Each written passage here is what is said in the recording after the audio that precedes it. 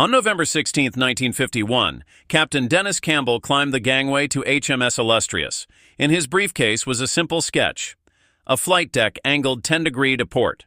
Within 18 months, this drawing would save more naval aviators' lives than any weapon system ever invented. The truth Campbell knew was terrifying.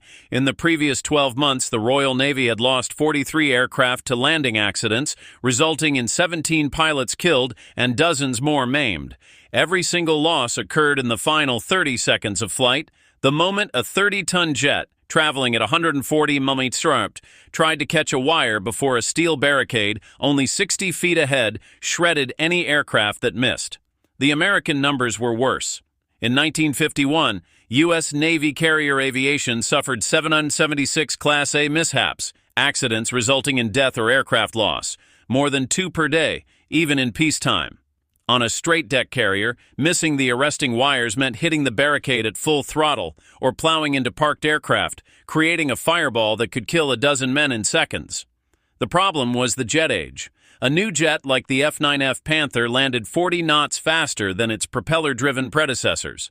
Critically, a jet's engine took 7 seconds to spool up from idle, an eternity when a pilot was sinking toward the ocean. Jets had to land power on, maintaining thrust until they touched down because their slow throttle response meant they couldn't accelerate quickly for a go-around if they missed. Pilots approached the 4 arresting wires, stretched across a mere 60 feet of deck. If they missed all 4, they had a terrifying 2.1 seconds before hitting the crash barricade. When the barricade failed, 30 tons of jet fuel and ordnance smashed into the aircraft parked forward. Captain William T. Raseur noted the core issue in 1945. Current landing procedures force all aircraft into a 60-foot impact zone with zero margin for error. This is incompatible with jet aircraft performance characteristics. In short, they were trying to land 1952 aircraft on 1942 ships. Engineers tried everything. The British developed the flex deck, a rubberized landing surface, and the Americans built the stronger Davis barrier system. But stronger barriers just contained crashes. They didn't prevent them. The accident rate continued to climb. What was needed was someone crazy enough to question the unquestionable. Why does the landing area have to be parallel to the ship's axis? Captain Dennis Campbell was not a test pilot or an engineer. He was a bureaucrat. He managed paperwork at the Ministry of Supply, but he had a quality that credentials can't teach. He couldn't ignore dead pilots.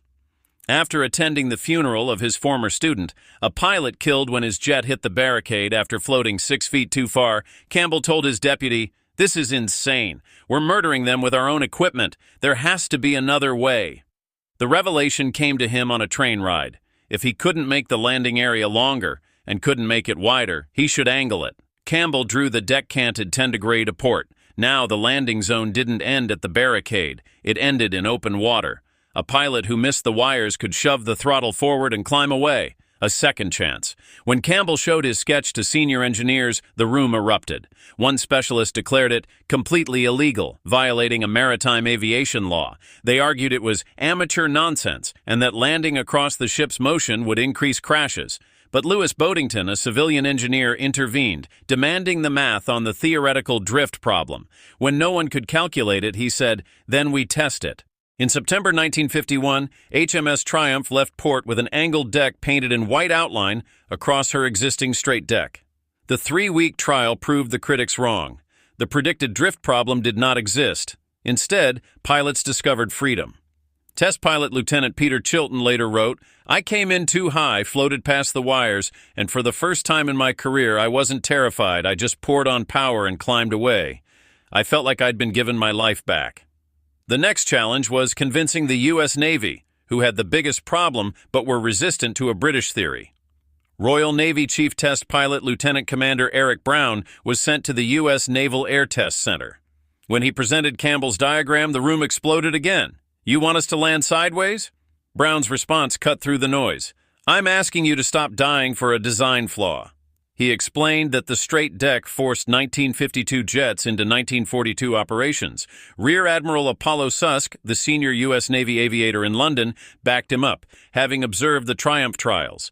Despite the skepticism of the Bureau of Aeronautics, SUSC secured authorization for trials on USS Midway. The Midway painted deck trials worked so well that within 90 days, the U.S. Navy converted USS Antietam into the world's first true angled deck carrier.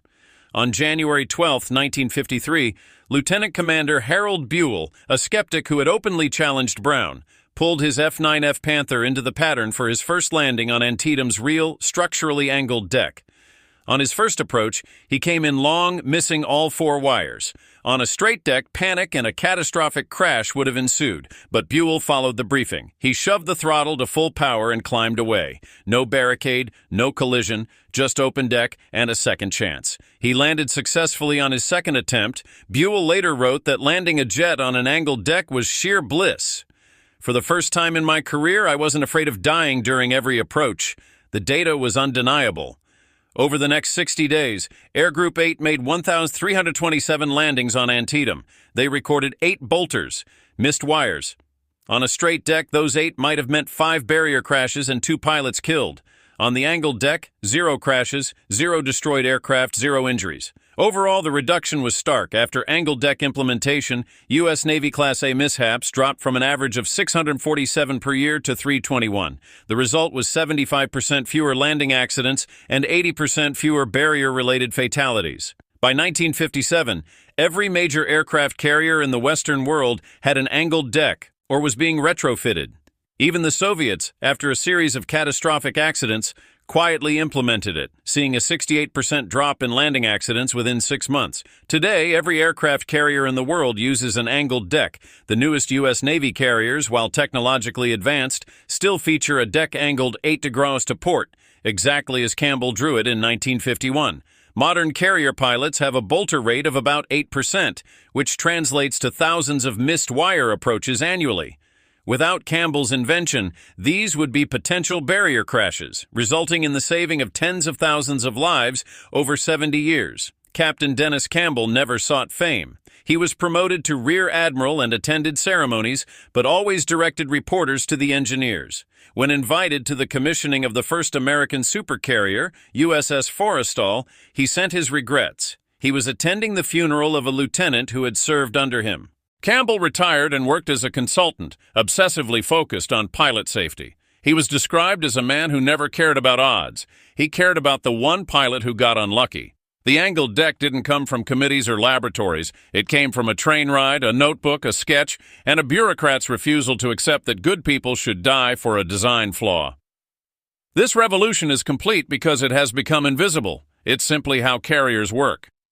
The lesson remains, some breakthroughs don't come from the experts. They come from the person who refuses to accept "that's how we've always done it" as an answer.